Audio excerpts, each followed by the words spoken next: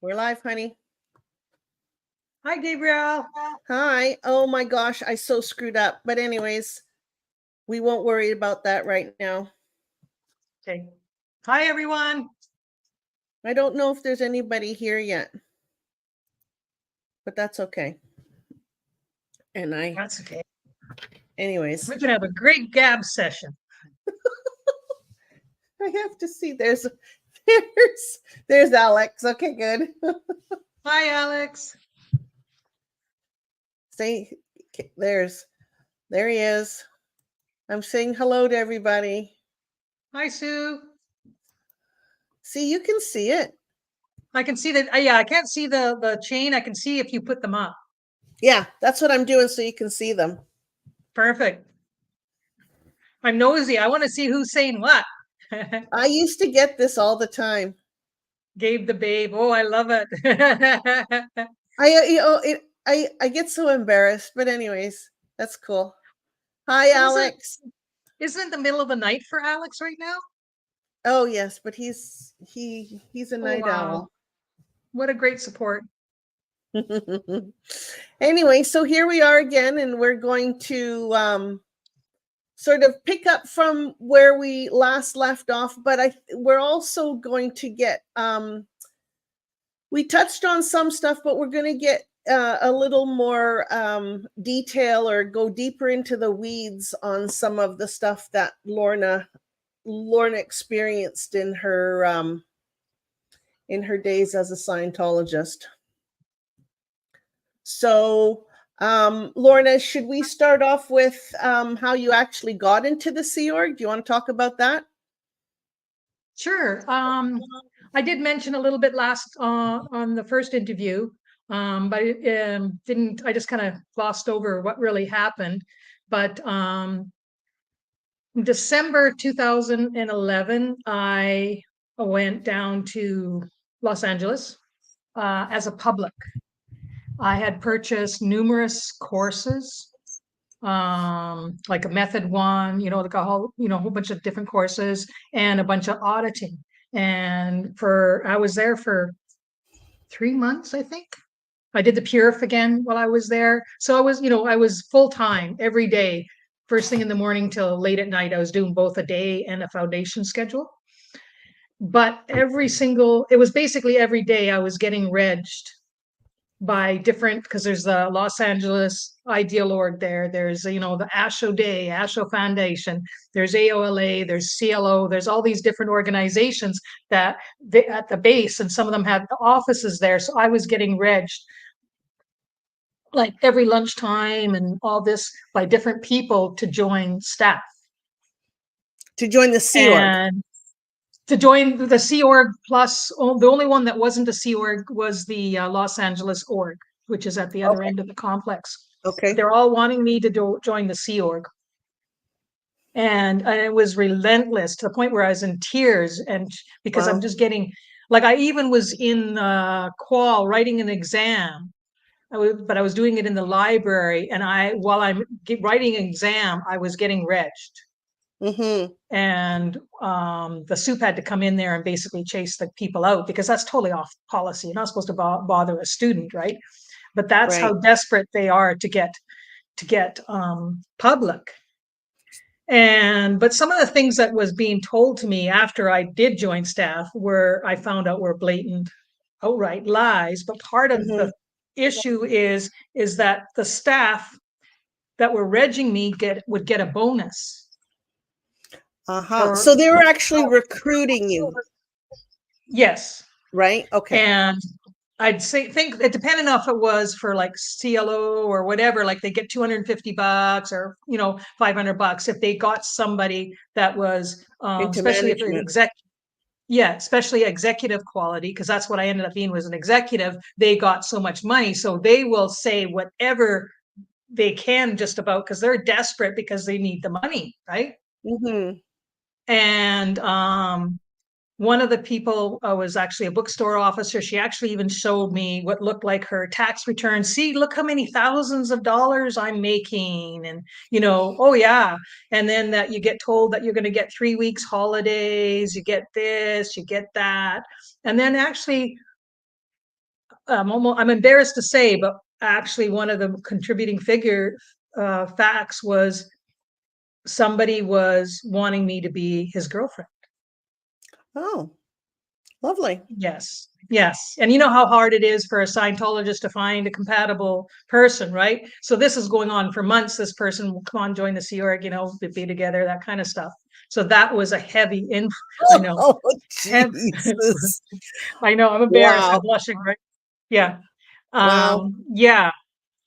And that, which is very low when you realize that it's not, like we were good friends through the whole thing. And then I find out though that there's two other girls too, right? So yeah, No way. yeah. So he tells Wow. me, yeah, yeah. So like, so people, I know a lot of people have never been into Scientology. They wonder, like, well, how can somebody get into something like that? Is because, well, usually the people who get into Scientology are people who don't know anything about it, Mm-hmm. right? So a lot of our viewers, they are learning, they're getting educated on what is really going on behind the scenes. But I had never even heard of it before, You mean right? when you got So in? when I got in, yeah. Yeah, that was So a long time ago. Yeah. a long time ago. So a lot of people that I think that got in and were in it for a very long time, they, once you get in, you don't hear what's going on outside. And then Right. when you do leave, you go, oh my God, what was I involved in? Right. And yeah, so basically the same thing happened. I was in the Sea Org, and then you think you want to help people, and you think that this is the best way to do that, and then Right. you wake up. It was it was an absolute nightmare being in the Sea Org. Lorna, let me Yeah. ask you. So, what actually pushed you over the edge to sign the billion-year contract? Um. Well, the guy, like, but I was, thinking about joining LA Day Org, but then, I joined the Sea Org because of him. But Mm, also because I looked at my auditor that I mentioned before. He was just exhausted. And some of the other Sea Org members, they're working so hard. And they, as a public, I had never been treated so well by other people. I'd never been shown so much compassion, so much love, so much empathy, so much, like I was treated like a princess. right. And So they had the because love I bombing down to a T. Oh, brilliant. Yeah, they Yeah. got gold stars around. They were so Yeah. good at it. But then Yeah. also I looked is because, me, I always want to help. Of Somebody says, course. Lauren, I'm always helping. I can even remember, to give you an example how much I helped, is one time in downtown Vancouver, there was I think he was a little bit, maybe a homeless person. He was Yeah. begging for some money, and I'd seen him before. And he used to always sit there and sing "You Are My Sunshine" and rock back and forth, right? Yeah. And all I had to my name, all I had, bank accounts, everything, all I had to my name was $12. But I gave him $1, right? That's the kind of person I am. I'll Yeah. even though I have nothing, I will share it, right? Right. And so that's when I saw how, like, my auditor, he had, he was just a young guy, but he had dark spots under his eyes. He looked exhausted. And so I thought, well, not everybody can join the Sea Org, right? Right. Because they have families, they got, little kids or whatever. I And felt they're not that it was qualified. my response. Pardon? Yeah, And they're they're not not qualified. qualified. Yeah. Yeah, I thought it was my responsibility to do it, Yeah. because we're told that we're responsible for, basically the state of everything, the way the planet is. And I therefore thought, if I did not do it, then Yeah. I'm scum, Yeah. Yeah, basically. it's not an ethical thing not to do it because you knew you could do it. So let me ask you this: how old were you, and how long had you already been in Scientology when you joined the Sea Org? I was 52 when I joined the Sea Org, Right, and and you had I've been already been in in. since I was 28. Right. Yeah. A long time, long time. And so, yeah, um because you're basically, they also say things to you, is that, you are scum if you don't help us. Look, Mhm. Look what you are doing. If you don't, like, how could you sleep with yourself if how could you look at yourself in the mirror if you don't join and help us? What would LRH say to you if LRH was sitting right here? And he asked you to join the Sea Org, are you going to say no? Like, I got tears in my eyes, because that's Yeah. they do hours and hours of this kind of stuff, right? The guilt, right? Yeah, you get worn So, down. oh yeah, yeah. It's And just you're like there, nudging you and I for mean, money. you were in a perfect position. You're there 7 days a week studying Scientology, like you're gobbling this stuff up. So, yeah, you're prime candidate, right? Oh yeah, So, absolutely. so you signed the contract, and then I'm sure there's a big celebration, right? Oh yeah, because I did it before Thursday at 2. So, and then they're happy because they're going to get a new staff member, and then also the staff person who got me finally to sign was going to get a bonus, and Right. yeah. Now, So, I just want to point out to people, Lorna is just not any old staff member signing a billion-year contract. She is like a seasoned Scientologist. She's worked in a class 5 org. She's got lots of experience. She's been training. So she's a really good catch. So somebody was definitely very, very upset that day. So they were probably pretty darn happy with you signing. oh, Okay. absolutely. A lot of them were. They were celebrating. Yeah.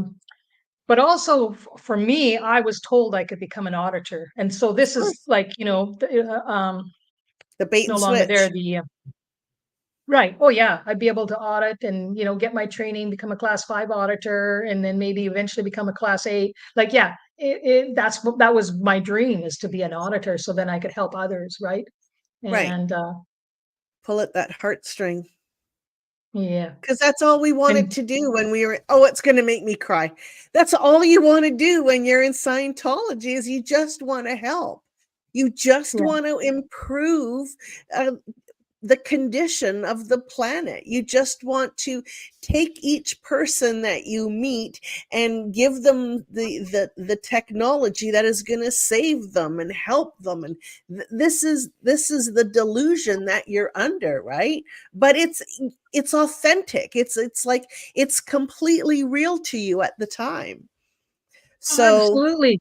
yeah. Because if I So if I don't do it, the planet is not going to make it, right. right?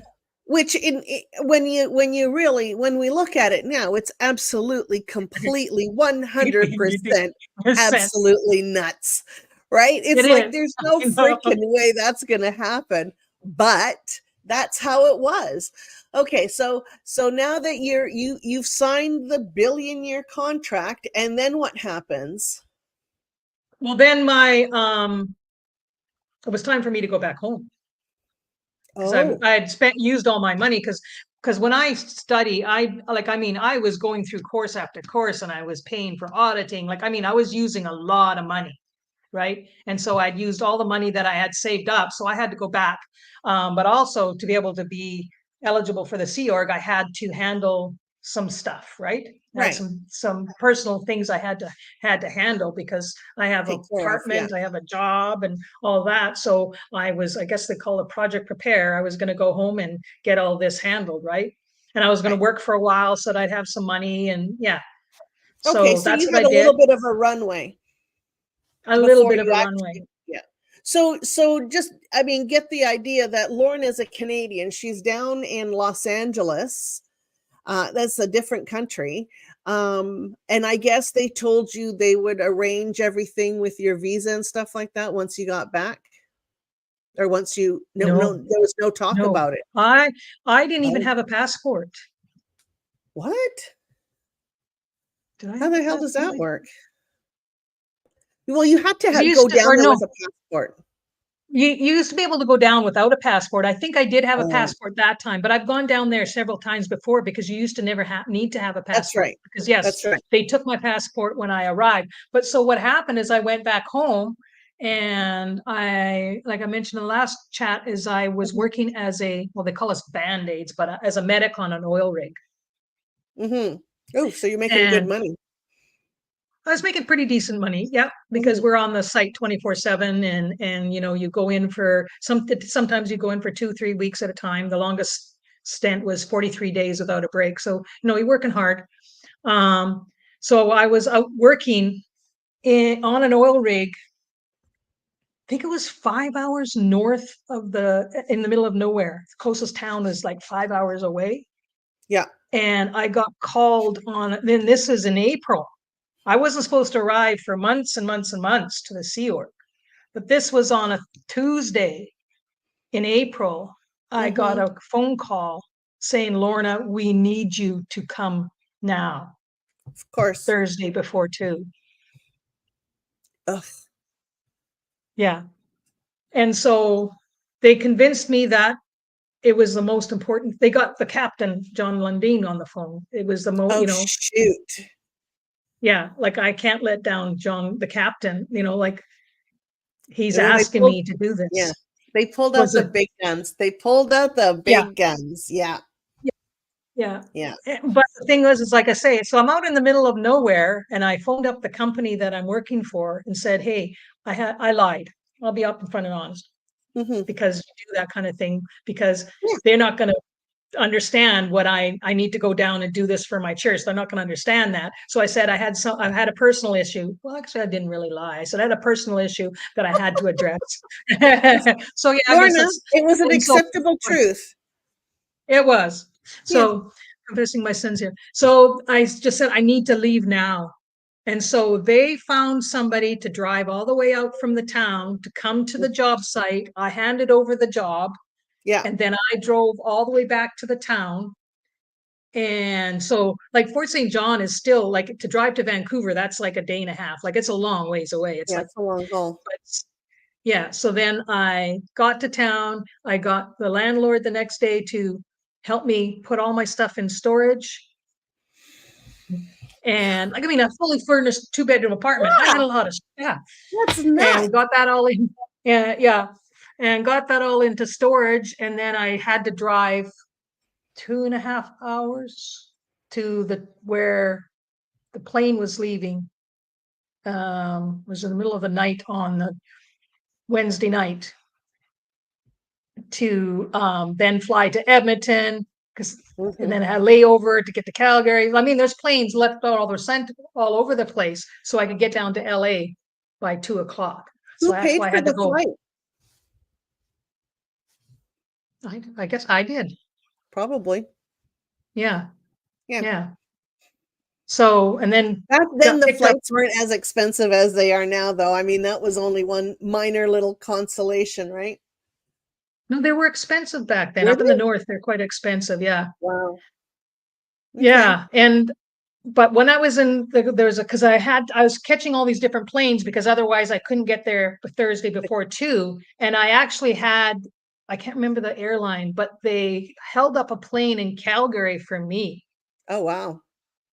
So I could catch the plane, because I can't remember the story I gave them, but I had told the person on the flight that I was flying from Grand Prairie to Edmonton, or that, I needed to make the connection, blah, blah, blah, blah, blah. So they made it work for me. I guess I had the space or whatever. So I managed to, get to I can remember it was like, running down, just running and running and running. And I had a couple of the airport people helping me with my bags, running and running and running to get to this plane, right? So we get there, then we get to LA. And to be honest with you, they counted me as getting there before 2, but I was a few minutes late.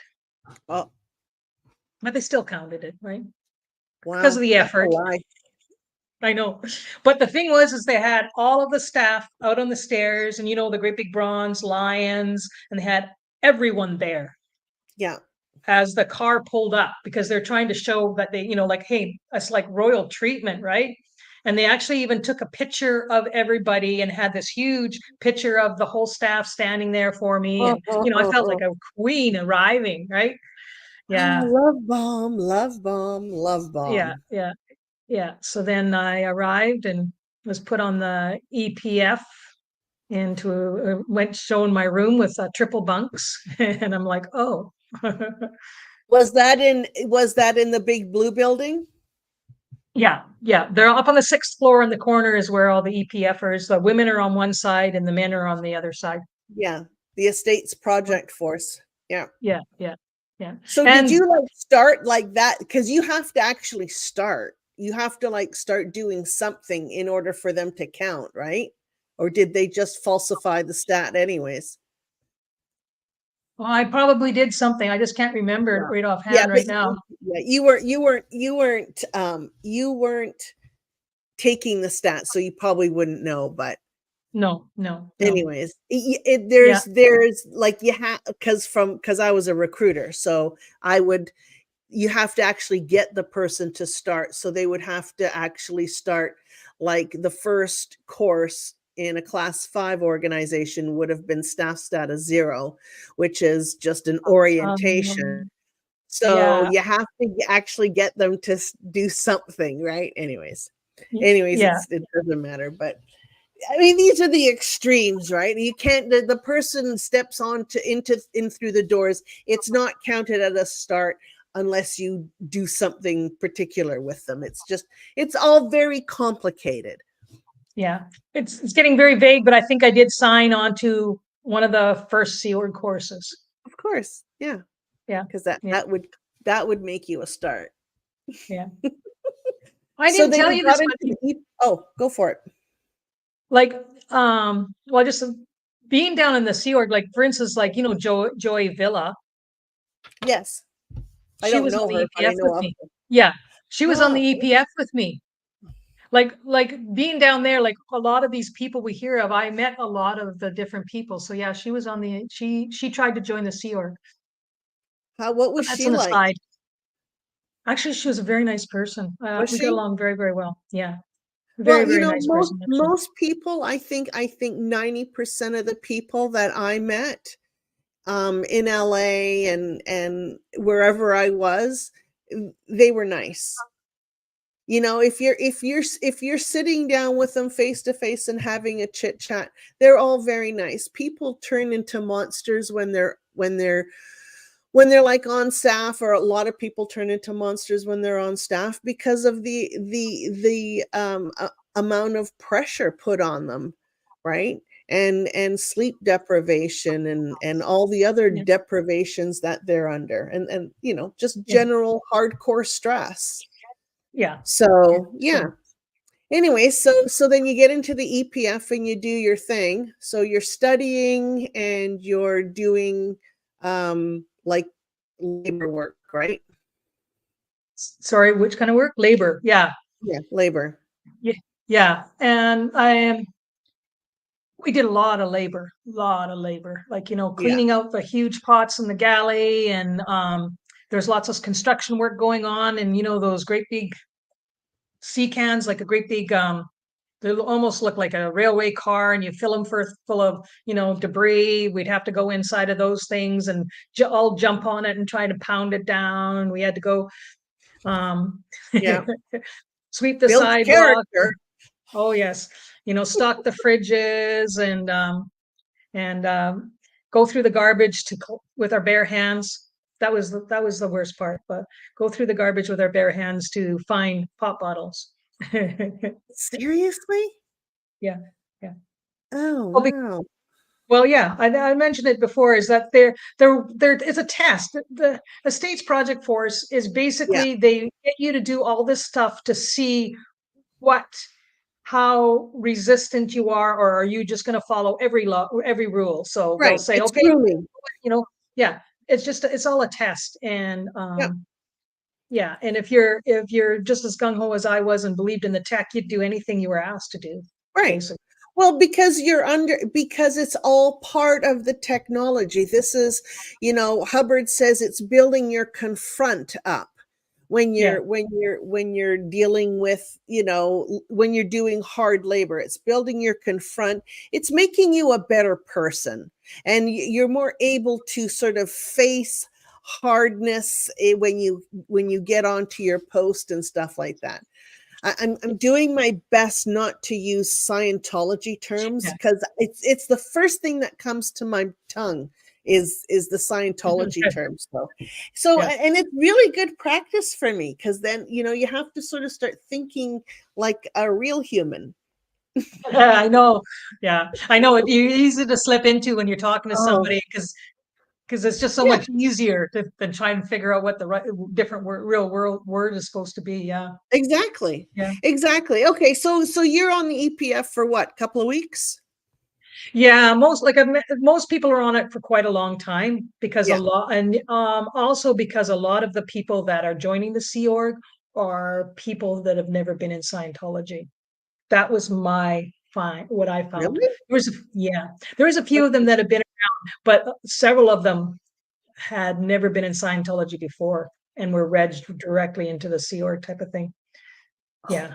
So they're having to start with the basic study manual, and yeah, so they're on the EPF were for months and months. And when I was there for 10 months, oh. the same people that were on the EPF with me, there were still some that were still on the EPF when I Yeah, left. and that actually shouldn't be. They're supposed to be booted off because it's like a probationary period, right? Yeah. Yeah. They're not But they supposed were to be on it desperate. for that long. Yeah. They actually even got one guy and sent him to Flag. He was on the EPF because because the how hard the regging is to get send staff down, send staff to Flag to get trained on this new ridiculous program that David Miscavige has said is going to save the planet. Right. And yeah, so no, they didn't do that. They kept them on because they're desperate for staff. They weren't going to get rid of Right. them. Yeah, Right. they did. I mean, it's off policy to do that. Like, just it's the same in Yeah, a class 5 org. You have, I don't know, it's around 2 or 3 months or something like that, yeah, to yeah, get through your basic staff courses. And if you don't, you're supposed to be routed off and given a program so that you could become a staff member at a later date. Like, you're doing this guy a favor, right? Anyways. yeah. Uh, anyways, okay, so now you're in the EPF, or you're done the EPF. So what's your post? Where do you go? Well, I thought I was going to become an auditor. Oh, of course you did. Yeah, and So the bait and switch I don't. was Pardon? the bait and switch. So that what did Yeah. they switch it to? Well, I don't want to repeat myself from the last chat, but It's they fine. said I couldn't become an auditor because I didn't have a track record. As an auditor. That is complete bullshit. But anyways, But they sent a 16-year-old girl instead right. because I was a seasoned Scientologist, so I could help reg money. Sure. They didn't want to waste me becoming an auditor because they needed somebody who could get money into the church. So they Right. put me on the Div 6. It's called the Div 6 area secretary. Right. Let me just go back 1 second. So, if you are going to train as an auditor, you would have gone into the technical training corps, which is like it's not it's the core or the group of students that are training to be auditors, and that can take a long time to be an auditor. Depending on where you go, maybe class 5 can take you up to maybe a year and a half, depending on how fast of a student you are. So they are not going to waste a coin like you and throw you into the TTC, which is the technical training corps, because you're already an executive, you already have the qualifications, so they're going to use you as much as they can. Yeah. That's the mentality, right? Yeah.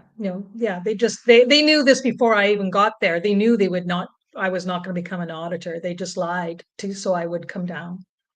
Yeah. That's so So gross. that was very because that was always my dream. That's what I wanted. Right. That's why I went down for training, is because I wanted to Yeah. become an auditor, So you did know. you say anything, or did they just say, suck it up, buttercup, you're going on to this post? Well, I did say something, but that's what they said. And a little not as nice terms, but yeah, basically suck it up. And this is the way, Yeah. eventually when you do have a track record, you can go, but it was never going to be, right? Yeah. But how are you going to get that track record if you can't actually do auditing? That's how you get basically they want you to have experience before you go into before they allow you to go into the training for what you're supposed to do, which is completely backwards, but whatever. Yeah. Yeah. I can tell you that, people that I sent down to Flag that had never audited, I sent them down to Flag for auditor training, and they had never audited. And I managed to get them a quote track record. So yeah, it's just, you were just bamboozled. And yeah, it's just so horrible what gets done to people. Okay, so you have this stupid post, and it wasn't fun, right? Or did you enjoy it? No, it was awful. Being in the Sea Org was one of the worst experiences of my life. It was absolutely horrendous. Like first it starts like we got women in a room that's probably 15 feet by 8 feet. Okay. We have 6 women sleeping in that room. We have our dressers in there. We have our closets in there. Like, I mean, it's really tight. So they're triple bunks, right? So you're Yeah. trying to sleep with women that have different schedules. Because there was a CS a case supervisor in there, so she worked until the middle of the night, but she also had super bad scoliosis. So I Oh mean, like this poor no. woman, so she'd come in the middle of the night, and then she would hang on. I'm gonna cry. She'd hang on Oh. the bunks to try and alleviate some of the pain in her back, right? And then you have there was a couple other auditors on the TDC that came in at different times. So you never got a very good night's sleep, right? And it was always cold in the room. And so your night, you don't get enough sleep. And so then in the morning when you get up, you go line up for a shower. And every morning people are screaming because there's a long line up and everybody's rushed because you have to get on. If you're not on there on time, you're going to get in trouble. You're going to get sent to ethics. So you're standing in the line waiting for a shower and people are screaming, hurry up, hurry up. You're taking too long. Like it was just, I felt it's like being in a prison. Yeah. Because it's not sweet and nice and oh, hey, how's your day going? It's like, you took too long having your shower. Hurry up tomorrow or I'm going to, blah, blah, blah. Like, it was just nasty. And then you gotta, there's hardly any toilets around. There's hardly any mirrors around. So you gotta try, like, I would literally in my room, because we have to keep it dark because there's other women still sleeping. So it's pitch black in there. And I'd lift up the corner of the curtain because there's a mirror right beside it to try and put my makeup on. Right. And then you get dressed in the dark. And so that's how your day starts all the time. Right. So Lovely. it's not feeling really good talking about it. It's Well, not a yeah. very pleasant. And so then you got to get down. You can't have breakfast before 8. So breakfast starts at 8 o'clock. And so from 8 till 8:20 is when you can have breakfast. And because we're not making enough money because money's going elsewhere, a lot of the time we didn't get very good food because we have to pay the upper orgs for our dormitories. The staff that church, the Asho Day that I worked on, we have to pay thousands and thousands and thousands and thousands and thousands of dollars every week to the other people. And so the other orgs. And so we had very poor food. Breakfast was always rye bread, sunny side eggs, and was there sausages? That's what we got every morning. Sometimes there was oranges and apples, and once in a blue moon, there would be bananas.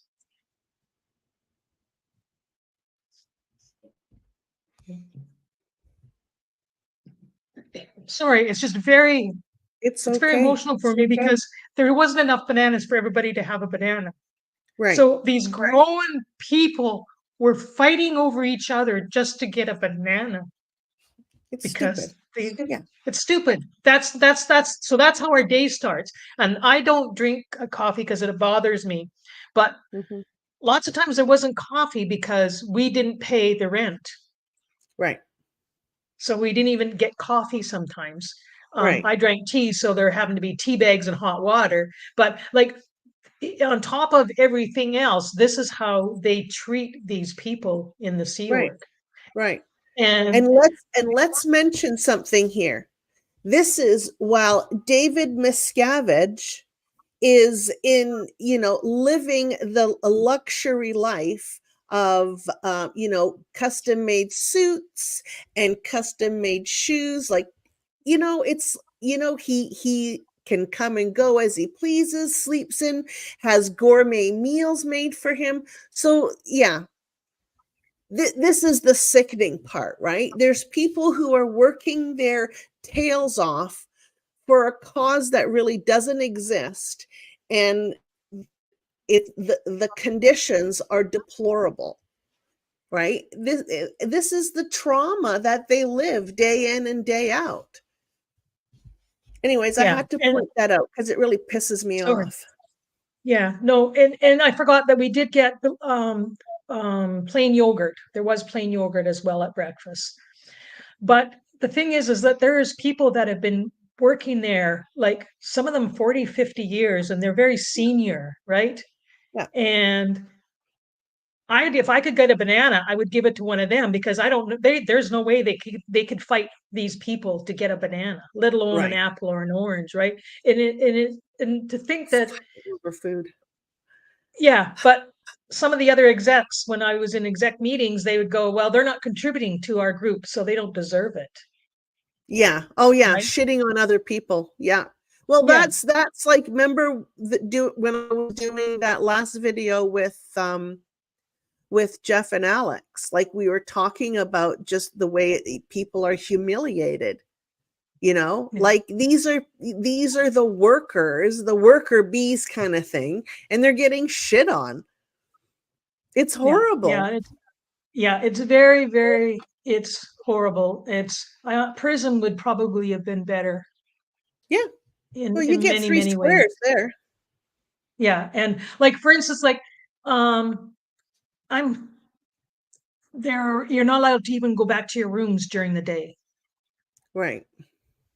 Right, so that you're not allowed to go, like if you needed to comb your hair, like you have to have everything with you, right? But like Right. when you're at your desk, you're not allowed to have a glass of water on your desk, you're not allowed to have a coffee on your desk, like because it's a bad image, right? Like there are Mhm. so many stupid silly rules that people don't realize Yeah. that's why. And we're not allowed to walk along the front of the building. The Right. staff members were not allowed to write on there. And I can remember one time they made a new rule is that you're not allowed to walk along there. Before they said you couldn't, you're not allowed to walk along there holding coffee. They don't want you go get a coffee to bring it, at your break, and you want to take it to your office. You're not allowed to be seen carrying that coffee. So how are you supposed to get it to your office, right? It's So I got in trouble insanity. one time. Yeah, because I had met somebody at the other end of the street with a coffee, and I had my tea, but him for a coffee. And they took a picture and they put it up at the staff meeting. This is not what we want. We do not. You're not supposed to be, doing this. It's Like, deprivation, right? It's just, it's so, yeah. yeah, Anyways, like they make, yeah, that's they can, they continually just make you feel like yeah, there's degraded. something wrong with you. Yeah, degraded. It is. It's constant degrading, right? It's like Yeah, it's just part of that emotional terrorism stuff. yeah. That's, And so it's horrible. yeah. So, And then like for instance, like if a new hallway needed to have the floor done, the staff yeah. members did that in the middle of the night, Right. right? You don't interfere with production. Right. So if a room needed to be painted, then we did it in the middle of the night. Yeah. Yeah, And the idea is that you don't interfere with the daytime production time, because yeah, everything else gets done off time. yeah, Off business hours, I guess you'd call them, which is yeah. from what, 9 o'clock till 10? Sorry, I'm talking about that is making me cold. Oh. um, no, we start at 8 in the morning and go Oh, till 8. 11 o'clock at night. Oh, okay. Great. And on Saturdays, or is it Saturdays or Friday? Saturdays we go till midnight. Yeah, even the day or we started at 8 in the morning. Well, mind you, we had our breakfast and then till 20 after, and then we had our staff meeting and we went till 11 o'clock at night every night. That's a lot of hours. And then lots of times we went past that if your stats are down or other things. And then Saturday night was till midnight because we had to clean between 11 and 12. We had to vacuum or clean the church itself. Yeah. And because Sunday morning is when we would get up and then you were supposed to clean the dormitories. Like, it's 6, 7, 8-story building. So then we all have assigned, like, you have to do stairwells or you clean the bathrooms or whatever, right? And then you have somebody come around and say, okay, you did a good enough job. But then Yeah. that's on, because Sunday morning is supposed to be your time, but Right. it's not really, because you have to clean and then you have to go do your laundry, Right. right? And so And you then you have get to your get laundry. inspected. You have to get passed. You have to get your inspection or your Yeah. cleaning inspected and passed. Yeah. And there's only how many people that there's only so many people who are around that would do the inspection. So you have to, like, you're finished cleaning, then you have to wait for them. Yeah. Yeah. So Mine was it's a stairwell. So I just stand there waiting and waiting and waiting and waiting. And so then you get your laundry done, but people don't realize is that you have to iron it too. You have to wash and dry and right. iron it because we have to start back on post at 1 o'clock. And you're supposed to have lunch in between there too, right? Yes. So 9 o'clock, you get up and you start cleaning the building. And then by 10:30, then you've probably got a pass. Then you go do your laundry. And so then you got maybe an hour in there to try, because then you got to iron it. Then you got to have a free time. Ooh, what? Half an hour, 30 minutes? Yeah. Free time? So what I usually always did is because of this guy that was still hitting, Yeah, yeah. leading me on. He got sent over to ALOLA, so he's on the staff there. So we were on different schedules. So I had about a half an hour, but so we're not allowed to leave pack base unless you have 3 people, right? Permission? Oh, like 3 other people with you? 2 other people. You're not allowed to go Right. off base by yourself. That's I safety. didn't That's know. for safety reasons. Well, no, it's because, yeah, that's what they say, but it's because so you don't leave. Yeah, Really, right. they're trying to make That it too. so you don't run away. So I'm always by myself. So I used to, and we got the guards always on their bikes. And so I'm like, okay, I know he's going to do his routine, his route over here or whatever. And Yeah. sometimes I'd literally be running behind cars on the street that are parked and trying to Oh my hide God. from them so he didn't catch me. I got caught one time and I basically told him, I just like, hey, I'm just going to get a coffee at Starbucks because that's all I was really doing. But he was not allowed to let me go. But he did finally let me go by myself. So I was able to go and I went up to Starbucks and I'd buy my friend a drink and me a drink. And then we'd go usually a building close by into the parking lot down below and just sit and talk and In eat a our parking lot. banana bread and drink our tea and coffee. Pardon? In a parking lot. Not even to a nice park. No, but underground parking lot. But he'd have to be able to get there. He had to um, try to avoid the security guards. Right. Right. That's Yeah. nuts. Yeah. So that was my outing for the week. Then I'd have to rush back Crazy. and try and get dressed and have lunch and then get to post by 1. Right. So this went on. How long did you endure these conditions? It was a total of 10 months. Like I when he all of a sudden out of the blue said, well, I'm going to go marry her. And I'm like, well, why the hell am I here? Right. Oh, wow. I go, Yeah. that was it. I'm not hanging around here anymore. So I Right. decided that I wanted to leave. And so that was hard. I had to buy my own auditing.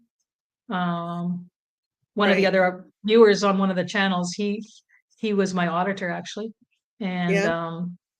yeah, to because I said Small world, so huh? they basically, yeah, but I was also going through menopause, so I was a bit, Lovely. yeah, so it was a bit of a stressful time. So I managed to convince them that I needed to leave because I would Did you have use the been a flat. menopause card? I would have used the menopause card. That's what I would have I done. did.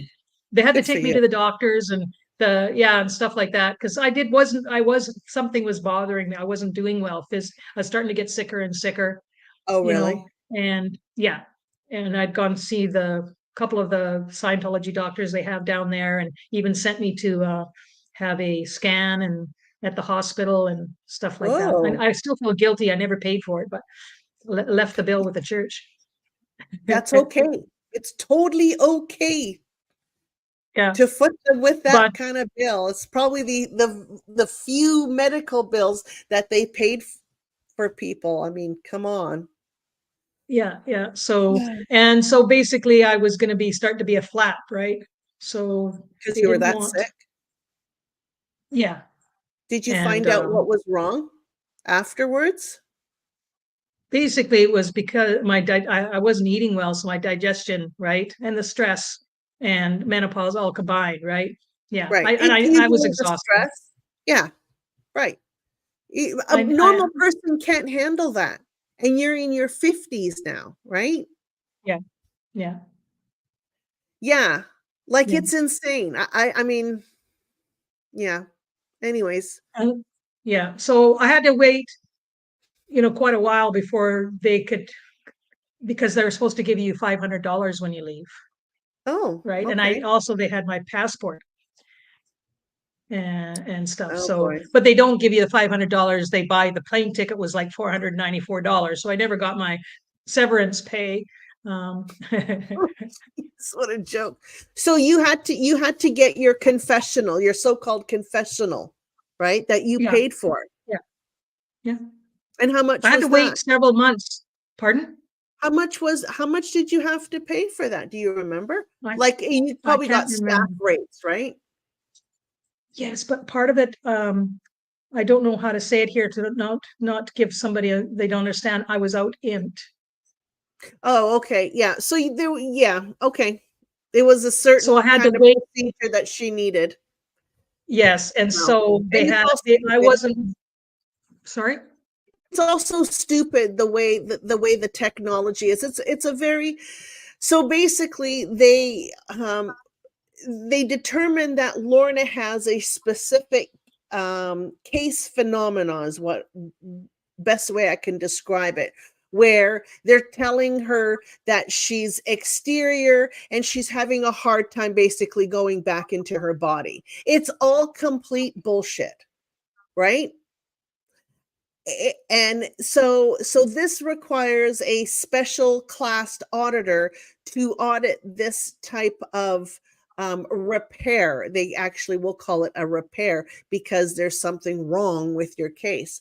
So most of the time, these special class 5 auditors basically is what they're called. They're busy.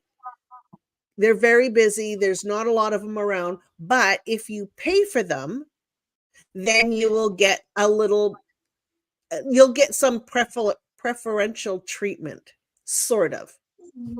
Yes, but also because I was not I wanted to leave. Right, They said, "Well, we don't have anybody, so you'll have to wait for this student to get right, trained up."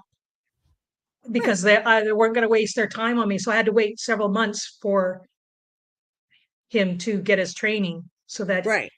so then I sat in the classroom as a Waiting. student to get Uh-huh. this repair while Right. everybody else is sitting around watching and listening to me tell my sorrows too, Oh, right? you had to do it as a student.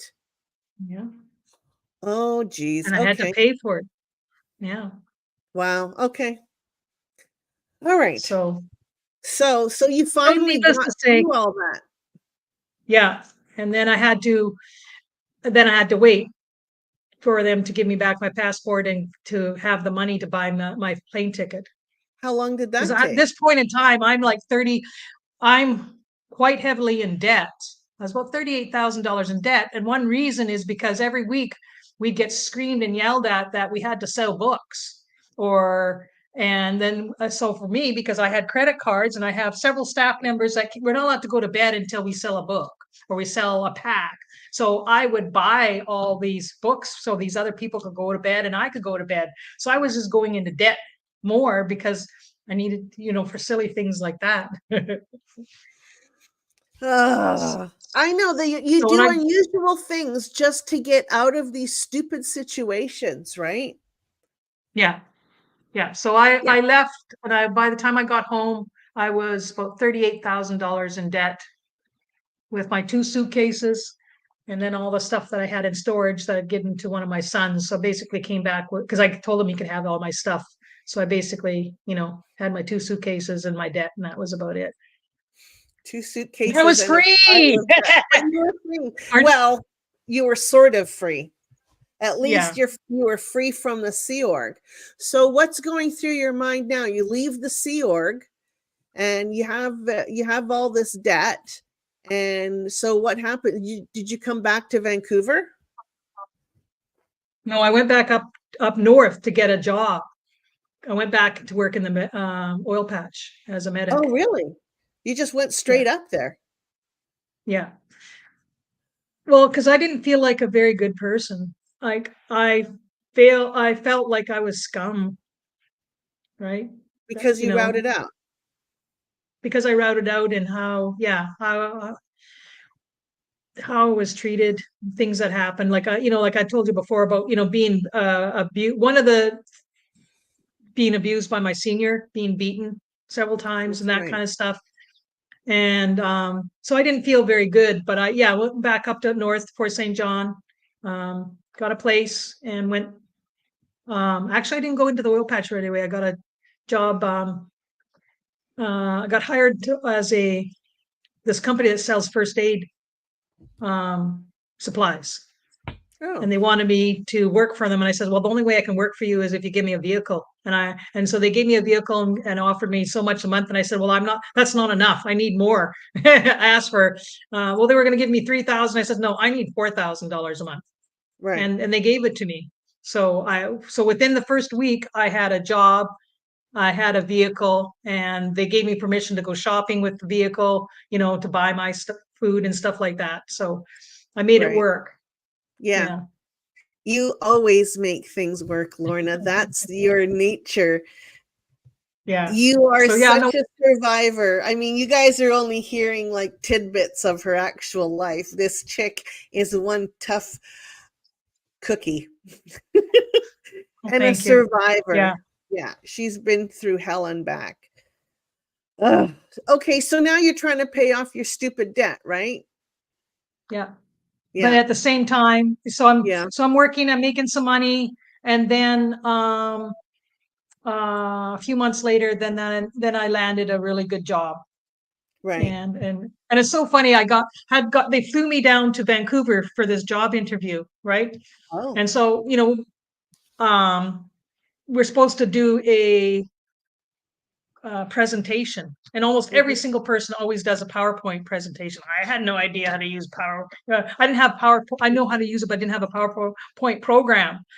right. And so the company that I worked for at the time, some of them, they had great big huge first aid cabinets. I Yeah, was like, I could sell anybody first aid cabinets with all of the bandages and all of the stuff in it. So I had a that's huge great. suitcase. I threw one of these first aid kits in there, and I get down to Vancouver, and I go into this building, this high rise, and I go into this job interview. And so then there's two guys there, and so they say, okay, the presentation now. And so I just open up this suitcase and pull out this first aid kit, open it up, and I just handed him a Band-Aid and said, do you know how to put on a finger bandage? But anyways, I did this whole presentation and I got the Yeah. job. And they're Wow. just like, oh, wow, we just loved your presentation. We're always getting PowerPoints. This is so original. So, Yeah, yeah. and you can sell anything when after you've come out of Scientology after being on a sales position, right? Okay. Yeah. Well, Honestly, you know, and some people know I'm an author and I do book signings, right? right. I'm confessing my sins, but I didn't mean to do it. What? Sell I've them? done it twice All right. to two different. I've sold books to blind people.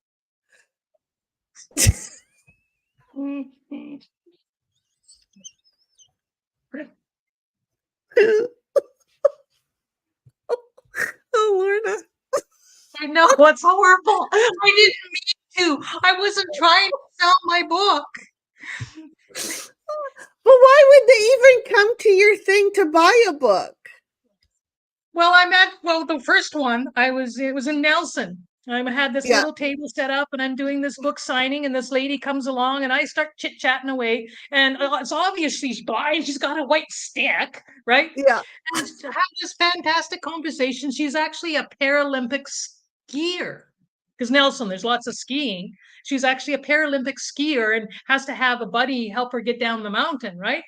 So we're just chit Okay. chatting away and they're telling her about things. And then she wants to know a little bit about the book. And then we're chatting about other things. And then she goes, you know what? I want one of your books. I'm going to get somebody to read it to me. Oh, that's so sweet. So you didn't really bamboozle her or anything. She was going to get somebody to No, read no. it. Yeah. Oh, you But felt that's bad how, about it? yeah. Yeah, Yeah. that happened twice. I just talked to them and what you doing and la da da and I sell them their But books. you're not you weren't manipulating them. I mean, No, if I she's wasn't saying that manipulating. she's going to Yeah. get somebody to read it, I wouldn't worry about that. Okay. But I I feel better understand. now. Thank you. I was feeling bad about that, but I didn't manipulate them. So I feel better. Thank No. you. Yeah. My needle is floating. Yeah, that's too funny. Oh Yeah. boy. Yeah. Okay, let's get back to your lovely story. No, it's gonna get lovely, isn't it? Okay, so I'm Oh, just looking at my notes. Okay, so do you want to speed up through and get to the part where you where you actually leave? leave the church. That's a good one because people think, well, why the hell didn't you leave sooner? Like, look at how you were treated. But I always believed in the tech. I wanted to go free. I stuck it Right, out because I wanted, you know, the OT abilities. I right. believed that there was OT abilities and I wanted them, right? Yeah, Hey, yeah. I And get it. so 2012 to 2014, I got all my debts paid off and then I contributed to Vancouver Day and Foundation org basically every week, thousands of dollars until I had like $38,000. I had my Just wanted to show you that, by the way. yeah, thank you. You're welcome. It made me cry. So I bought my training packages so I could become an auditor and some auditing. And June of 2014, I went down. I took time off work, booked holidays to go down to Vancouver to get some auditing and to start training. Right. And it was an absolute disaster how I was treated. Yeah. Um, and I just like I'm not yeah, just an absolute disaster. And it was what was happening to me because I believed in the tech so much and I knew what was I knew the tech and what I was getting was not the tech. And so I didn't want to be a part of non-standard application of LRH because what I Yeah. just wanted the right stuff. And so that's when I left and I think I mentioned the last time I was looking for Doug Davidson. Right. Right. And so it didn't take much to get me out because I always had these doubts and always had these doubts. But then to see the actual, what I saw, it was like total, I don't know what the right word is, the misapplication that was by that ethics officer, then I knew that it was definitely, there was Right. something stunk in the state of Denmark, or whatever that saying is. I just knew this, Yeah. like something was happening that was not good. And Yeah. so I So left the church, and you left completely. I left the church, but I still practiced in the field until 2017. Right. And I'll give you, so that's from Lorna's perspective, who was a public person. Now I was on the other side of that as a staff member. And I know you were handled by that Shauna person, and Yeah. she was actually trained like as a standard ethics officer. She went down to Florida, and trained at the Mecca of Scientology. So the whole concept of this girl, or this staff member, she was like fully trained. She was supposed to know exactly what she was doing, and she was supposed to handle any sort of ethics issues, etc. So Lorna comes in and gets this treatment from her that is horrible. So, and she sees that it's not standard. So it's not the way Hubbard had intended the tech to be applied. So it just kind of makes me think how, like, just from a Scientology viewpoint, of how far off the current church is from what L. Ron Hubbard wanted his tech to be. Yet they're saying it's standard. It's never been more standard before. So they're misapplying their own data. They're misapplying their own technology. And it's as a result of, well, first of all, the technology is flawed to begin with. But, David Miscavige comes on the scene, and he really fucks with the technology, right? And this is a lot of the reason why people who have been in Scientology for a long time have seen this change, and that's why so many of them are also leaving.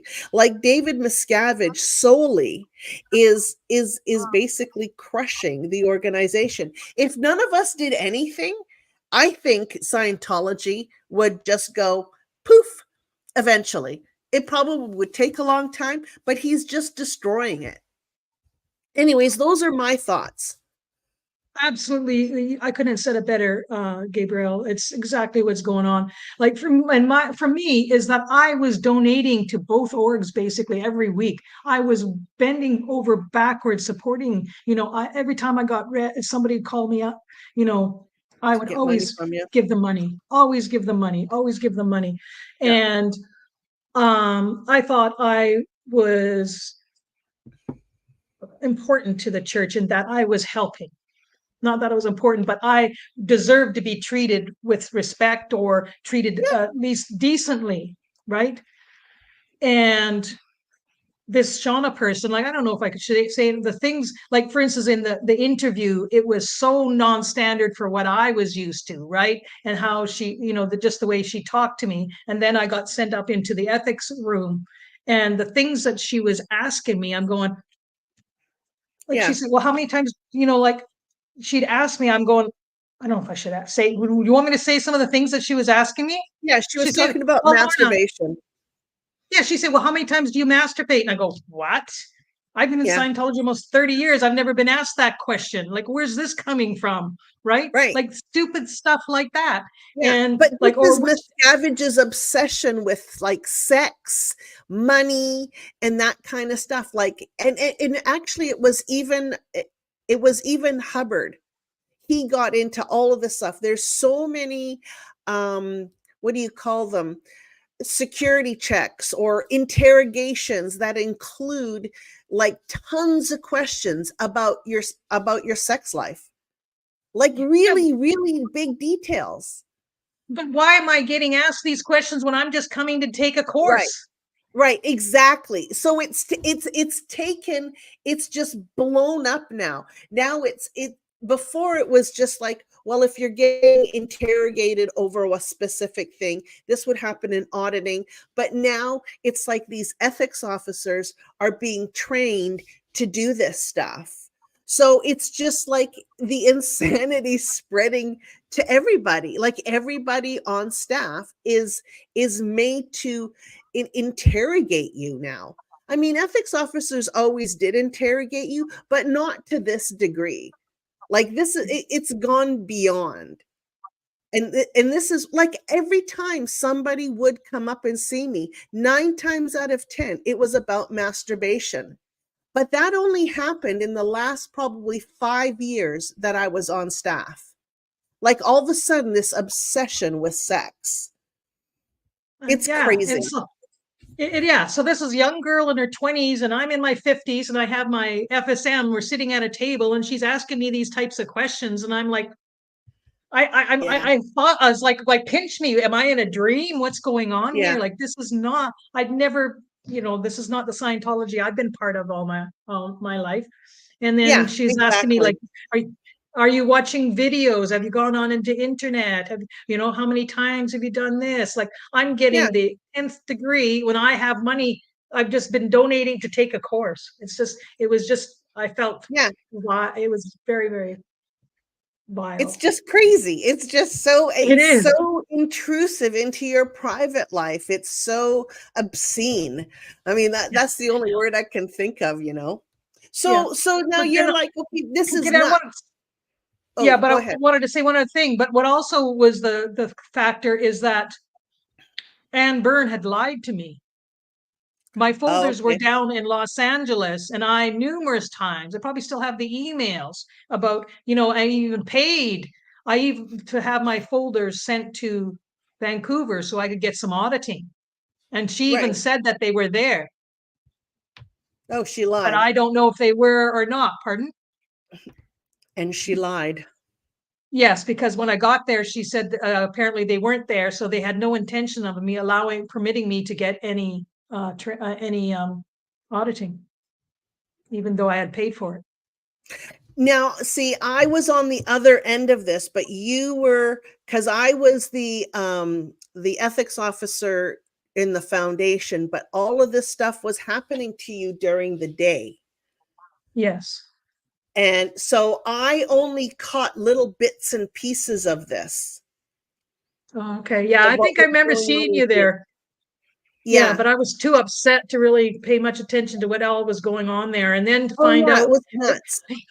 what was also crazy? Like, so my FSM is an OT8, right? Yeah. And so we're going out for coffee, and I'm like, What's going on? she was just weird. Like the it was, Who was and that? so it just, Who was your FSM? um, Schumacher. Oh, Lori. Yeah, but she was kind of strange anyways. Yeah, so that I met several OTs that were very strange, and I'm just like, okay, this is just enough. Like this is, yeah, like Yeah. she was just very, very strange.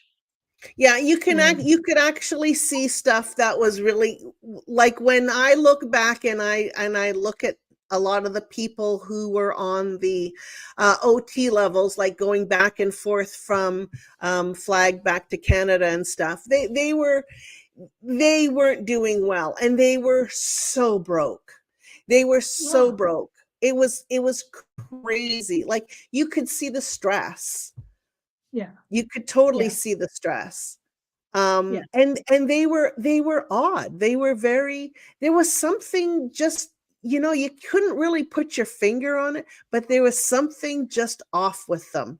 And I yeah. mean, it probably was the stress that they were under. And they were getting interrogations every single time they would go down there. They were getting put through the ringer. So every 6 months they would have to go down there, right? Yeah, yeah, Anyways, so you saw this craziness happening in the org in Vancouver. And um just to get back to where your folders were now. So I don't know if I'm going to explain what PC folders are. So you're a pre-clear, you're considered a pre-clear. That's your status before you go clear.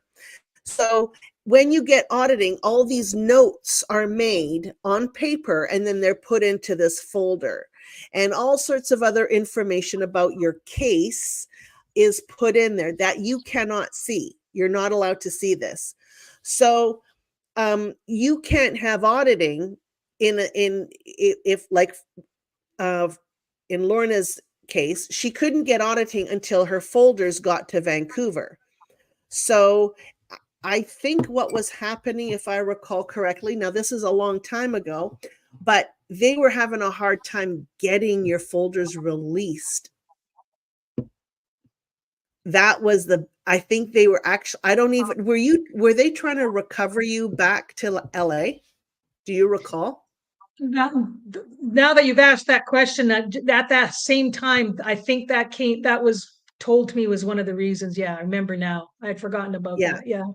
Anyway, so I mean, in the background, what's happening is there's this infighting between the two organizations, the one in Los Angeles and in Vancouver. So here's Lorna. She's paid what, 30 grand for auditing? Well, almost 40 actually. Almost auditing and training. $40,000, right? So you bought training and auditing? So she has all this money on account. Now, Vancouver is obligated to get you into session. And I know that was the intention, at least from some people. But then you have other people going, like, well, she left LA.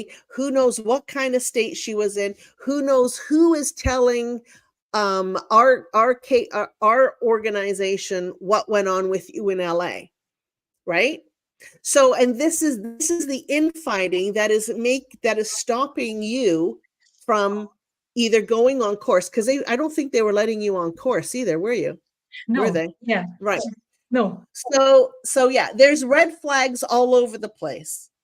So after being treated like a piece of shit, paying $40,000 to this organization just so she could go in session, what else are you going to do? Well, yeah, because I've also taken time off work. This is my holidays. I'm paying to stay somewhere, paid for the gas to come down there, right? And they're taking my money every week. So why take my money and to give me a service, right? Right. So you're so fed up now. You're like, this is insane. Yeah. Yeah. And so then, but it was when I went to look for Doug Davidson, who used to work at the church and was right.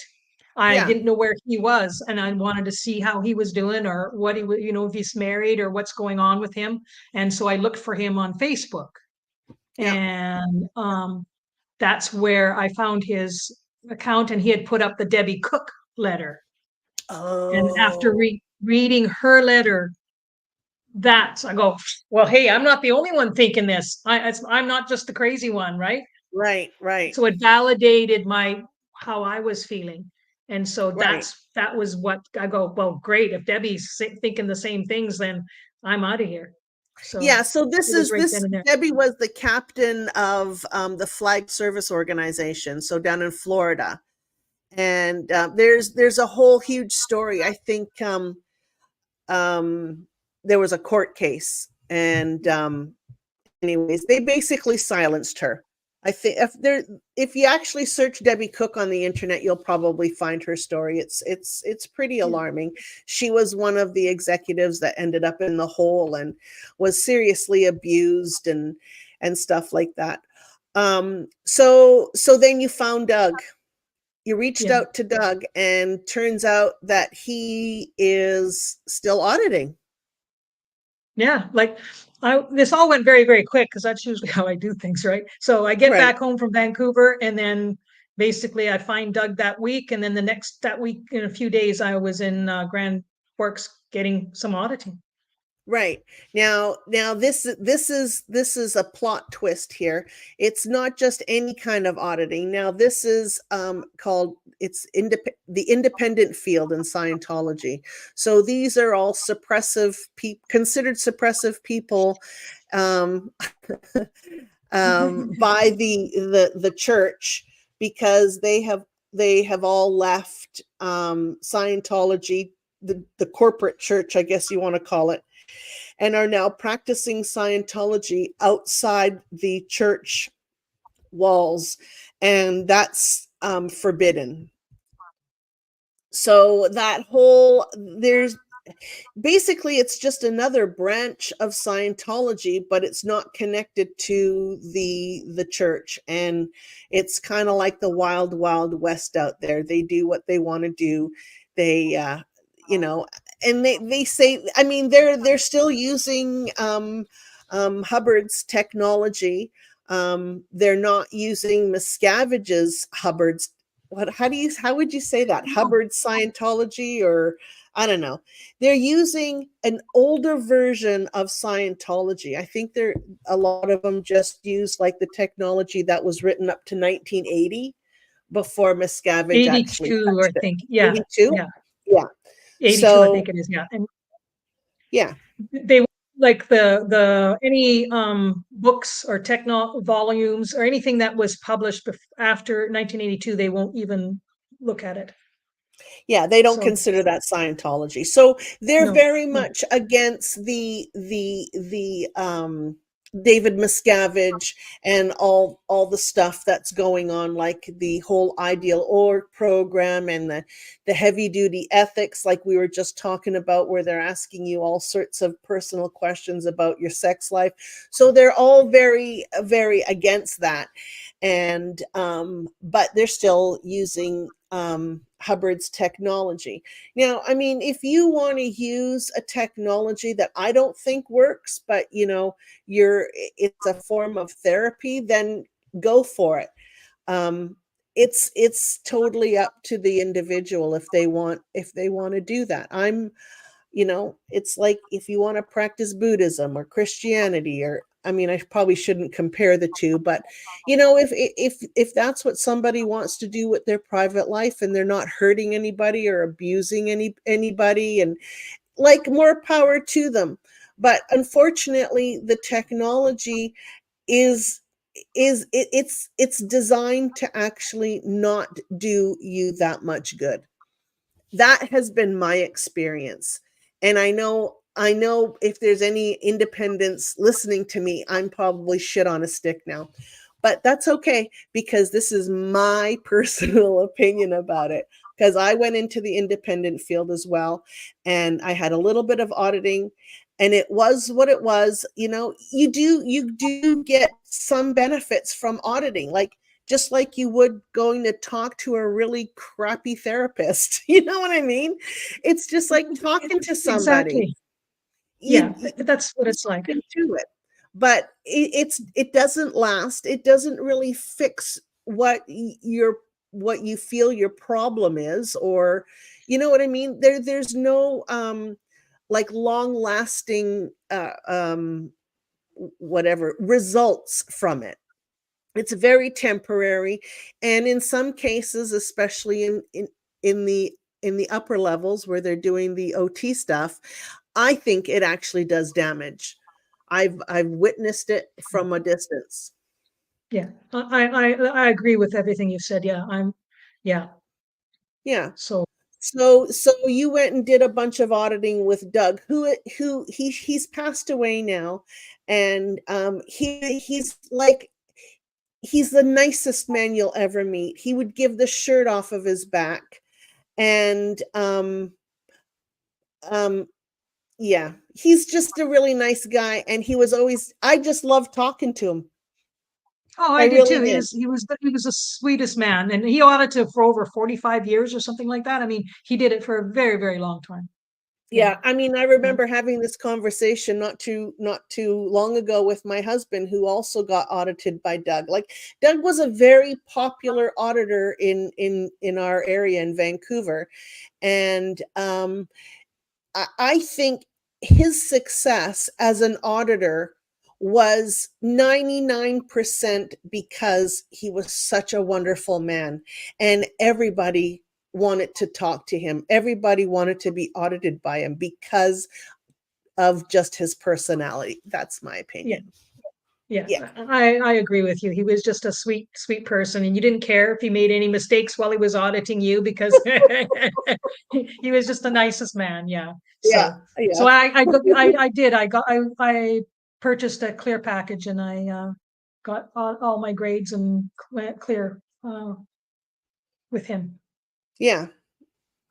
And And how did that go? that's when I knew. Pardon?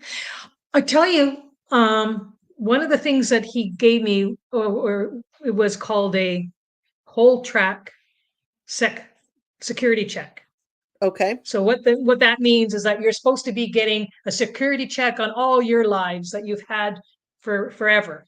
All your past And it's lives. Yeah. all your past lives, and it's something that's not done in the church anymore. But he had decided that it was supposed to be done. So I was the first person in to get it for many years in the BC, I guess, right? Right. I had an absolute blast. It was so much fun, right? You find out afterwards that that it's all made up, that you're making it up. But that explains I have a great imagination, man. Let me I tell was you, I gonna had so say, much fun. Oh, the space opera, the planets I blew up, the people I shot, and for some reason, Peter Byrne was usually always the bad guy, and oh, yeah, that's why Peter Byrne doesn't like me this lifetime. He was the guy. He was that funny creature and that spaceship that like I mean, it was so much fun. It really was a lot of fun. yeah. Yeah, I mean, I never really thought about it that way, but for somebody who is extremely creative, like you're a writer and you write your sci-fi books, right? Which is a good segue, by the yeah. way, Lorna. Um, Uh, and so you have a crazy imagination, yeah, and you're doing this auditing and you're thinking up this stuff from past lives. And you know what? I mean, people can believe whatever they want to believe, but you're sitting there and you are so creative. It doesn't surprise me that you would come up with this kind of stuff, right? yeah. Yeah. And so, Doug, so he'd be sitting there, Oh, he's laughing with me because of I'm telling course. him something about this monster and this, and we just had so much fun. Yeah. So I will say that, but it's just like you say, you can be talking to somebody and you get the same benefits or even better benefits, Yeah, but yeah. But after testing to clear is when I realized that what LRH said is what is not, it wasn't true. true. No. Yeah. So what sort of So gave you that idea? What were the signs? I didn't feel In any different. I was still me. I don't didn't none of this baggage that I had was gone. It was still there, and I still thought the same way. I still felt the same way. Um, right. yeah, And that was that. I just knew it was a con. Wow. And Yeah. everybody sitting around is all excited, and you're just like that. You just don't want a disappointment because they're like, "She's clear. Look what we did. We made another clear. Fantastic." You don't want to Right. And burst then their yeah, bubble, right? right. And this would have been a big deal because it's in the independent field, right? So Yeah. Well, Doug made more clears when he was auditing in the independent field in 1 year than the church made in like 10 years. Like he yeah, made a lot of clears. He did a very, so yeah. but yeah, no, that's when I knew it wasn't there were, because I was still crap. I had all these problems. I still did these stupid things, still felt the same way. And Right, right. So that was but I that. You still were done. tried.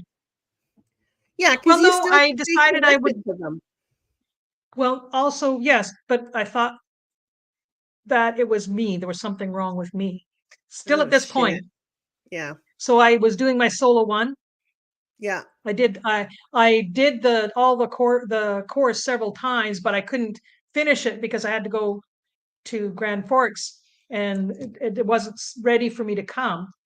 And so then by this time I'm listening to some things and realizing that I did a little bit of online auditing with Doug, Okay. and I just decided. Also, because I was taught by that time, I talked to a few other people that were out, Oh, and right yeah. there was, because remember when Going Clear, or was it Going Clear, that movie?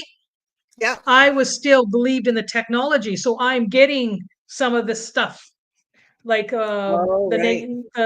saying the church is, LRH is, a scumbucket or whatever. So and so I was still believing, so I was kind of trying to figure all this stuff out.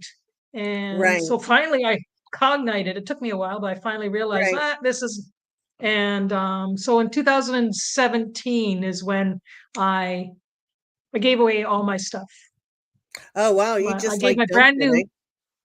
yeah, I gave brand new e-meter, never been used, and Right. several tons of books and library Congress tapes and everything. I gave it all away. Right. You And you you do end up with a lot of material, yeah, right? yeah, Like bookshelves and bookshelves of stuff that is pretty much bullshit. yeah, thousands and Interesting thousands, bullshit and though. I don't even want to know how Thousands many of dollars. thousands Oh and God. thousands of dollars worth of stuff. Well, the Yeah. meter, like the meter was one of those 5 grand. translucent blue ones. It's like a Ooh. $4,800 meter, right? I got it from Flag, Right. so just the one item was Oh oh gosh. well. So that was it. So then you sort of probably, I'm sure you did what I did. You did the deep dive, right?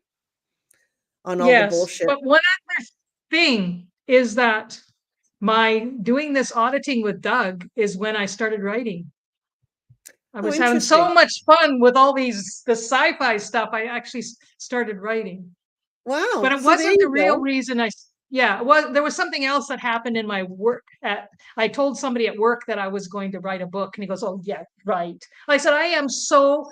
And he used to come to work all the time with his jeans always had rips in them, right? And he had a Mm. bunch of tattoos. He was a biker, right? So I said, I am so, and I'm going to have an alien in there, and he's going to be wearing coveralls with rips in them, and he's good, and all his rips. There's going to be this creature that you can see all his eyes are through all the holes up his legs, and going all the tattoo's going to go up to his earlobe or something like this, and his name is going to be Monty, and that's what his last name His name was? was Montgomery. And he goes, Oh "Oh, yeah. really? I'm going to be in a book?" And I go, "Oh, crap! I guess I'm going to have to write a book now." Now you have to write a book. Yeah. So And that's speaking what of your happened. book, let's get into it. Let's see your Okay. first book. This is So the first one. there they are. Can you see them? So that's the back. So give us a Yeah. brief synopsis once again. How many do you have, Lorna? How many books do you have? There's book One, one, book two. two, It's a slowly. series. Yeah, there's Book three. three. Note the Dragons of title. Dragons of Remini. Oh, Remini. interesting. Yeah. Yes. So the first one's called The Dragons of Nibiru. That's the entire series. My car has fire breathing dragons down the side of it. And so then the second book is called Dragons of Earth. Okay. Third one, like I say, is Dragons of Remini. Yeah. Fourth one is Dragons of the Past. Okay. The fifth book, Dragons of the Future, is at the editor right now. Ooh. I'm mid writing the sixth book, The Dragons of Pax, PAX. And Oh, then okay. I got bored, and so I wrote, and it A says cookbook. Cookbook for Dragons, Volume 1, a supplement to the Dragons of Nibiru series. Oh, cool. So I've got some of the characters in my book. Here's a couple of Like I got comments. dragon fish tackles, and characters in my book. Yes, it's very mythological in many respects. I did a And here, lot of, believe it or not, it is a fiction book, but I did a lot of research.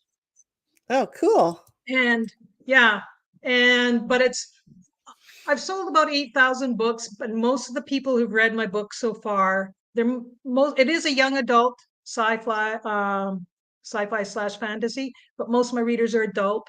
And what was I gonna say? Can't remember. Oh well. And where can they find your books? You can get it online. You can get it off my website, off Amazon, or you can get it. I think Barnes and Amazon? Noble. Yeah, Barnes and Noble. I think if you can still order it from them, or Indigo.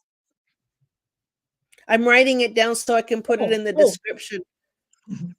I remember what I was going to say. Well, I can read Okay. I'll read the back of the first book. Sure. Well, what I was going to say is most of my readers are not Scientologists. You don't need to be a Scientologist because it's just a story. But what I did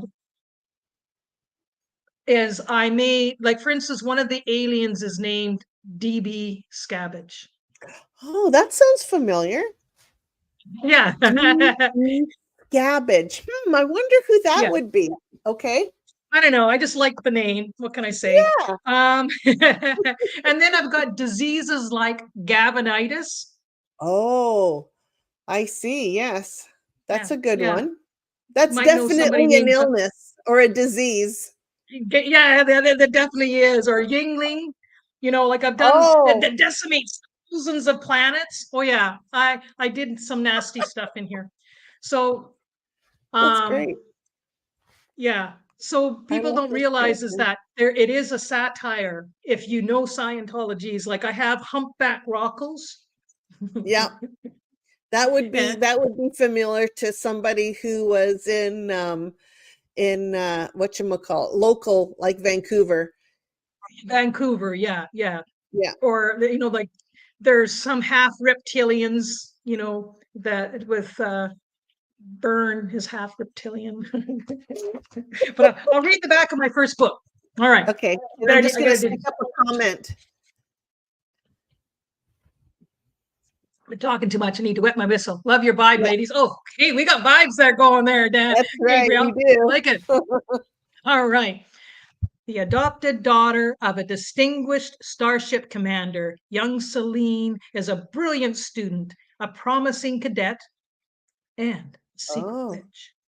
Yeah. Ooh. I know. When a psychotic criminal bent on revenge against her father teleports Celine randomly out into the cosmos, she finds herself stranded on the forbidden planet Nibiru in the Oh. lair of Fianna, last princess of a dying race of noble dragons. Hmm. Fianna and Celine face dire perils and overwhelming odds in their quest for the key to the dragon's race's survival and the lives of everyone Celine holds most dear. Wow. And I got to tell you something. What's really, really funny is that I didn't start to write about dragons. I didn't know anything about dragons, to be honest with you. Yeah. How the heck did you I get was into in that? I was in chapter 14, like it was just a sci-fi book, right? A little bit there was magic in it, and this Celine got teleported to this planet, and she was a storm, and she found a cave, and Oops, sorry. I don't know what that means. Wash hands, Neither wash do hands, I. wash Hang hands. on. It's that one I wanted to show you. Oh, oh, we do. Hi, sis. Wash hands, maybe because I'm swinging my hands around too much. Okay, Yeah. it doesn't like it. All right. Well, I'm excited because I'm going to talk about dragons here. So, anyways, Celine is in this cave, and she gets, she's wet, so she gets a fire going, and she goes to sleep. And in the morning, she wakes up and she hears a growl. So while I'm writing, and she hears this grizzly bear, and so I'm excited. I can hardly wait to go to bed because I can wake up in the morning to continue writing this story about her having a battle with this grizzly bear. She was going to use her Mhm. wand and abracadabra, whatever. Up to this point, I haven't had any. I'm going to have it right now. Writer's block. Oh, okay. And so so I get up in the morning and I'm getting excited to write, and nothing happened. Oh I'm like, what's going no. on here? What's going Yeah. on? Why can't I get this going? And so I'm sitting there, and this is the honest truth, Gabriel. It was the Mhm. weirdest thing. I'm sitting there, and Get Smart, the Dome of Mhm. Silence. Yeah. It was like all of a sudden I was in this dome. It was like this weird atmosphere. And I looked down and I had changed the word grizzly bear to dragon. Oh, I didn't weird. know anything about dragons. It's so weird. And I look at it and go, okay. Dragon. Okay.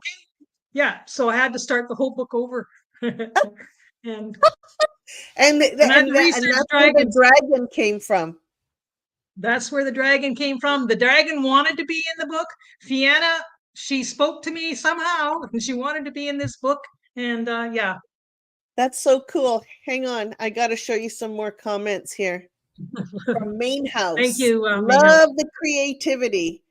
And Thank here you. is I've got to do something with this lady here. Ego Next Door Jennifer.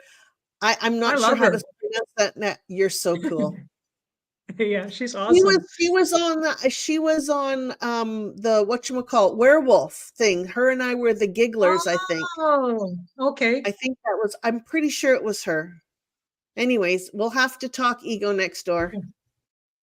Oh, I have, before we go, one other thing to say about my books is I've had lots of contests as we go on. Because when I have my display, I have huge dragons, I have great big wands with crystals and everything, pewter.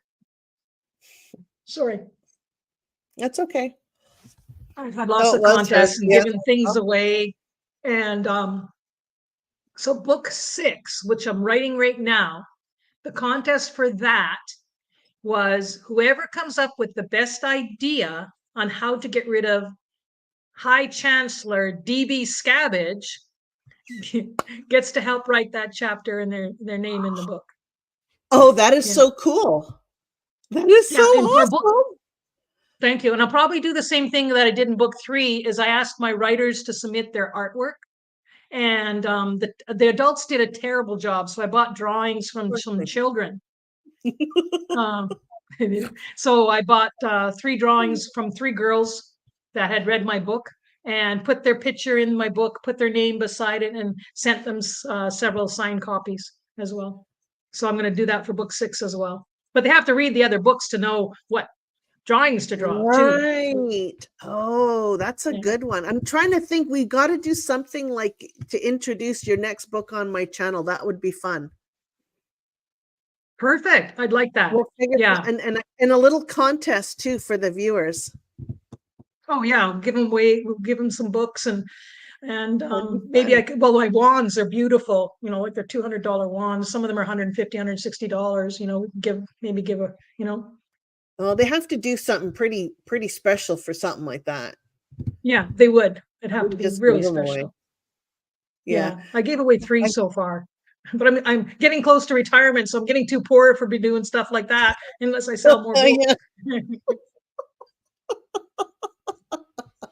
Anyways, we definitely will have to what is this? Gabriel couldn't stop. Oh, did you watch that werewolf show? I only At saw a little Halloween bit of it. on I Kelly missed most of Copter? it. Gabriel couldn't stop, and this is Main House. Gabriel couldn't stop, and everybody thought she was the wolf. That's right. They all thought I was. So I was the child on the wolf. So I was sort of pretending to be a child and giggling and being silly. Anyways, Oh, is that? that was Oh, that okay. was my character. So, anyways, okay. So we have to do more. We have to do Yeah. more. We have to get into we'll get into all sorts of silly little topics and just keep exposing all the insanity of Scientology and then we'll put some good stuff in there too, like more stuff about your book. And maybe you could read a page or 2 from your book and I don't know. We'll figure something out. Okay. That sounds like a lot of Okay. fun. Yeah. All right. Yeah. Well, let's thank everybody here for watching. We have a total of 23 people. That's okay. Cool. That I have a banner here. I have to show. So there it is. It's supporting my channel. Next time you come on, I'll make a banner for you so they can go to Amazon. I just sort of screwed this up. I had to start the live chat over again. So there you go. You can buy me a coffee and support the channel. And we'll get Lorna back on again to talk about her book and other insane things because there's so much that we haven't touched on. But there we go. Okay, Lorna, hang on. I'm going to end the stream and say goodbye to everybody. Say goodbye, Lorna. Bye-bye. Thanks, everybody, It was for a blast. watching. It was a lot of fun. Thank you. Bye now. Bye-bye.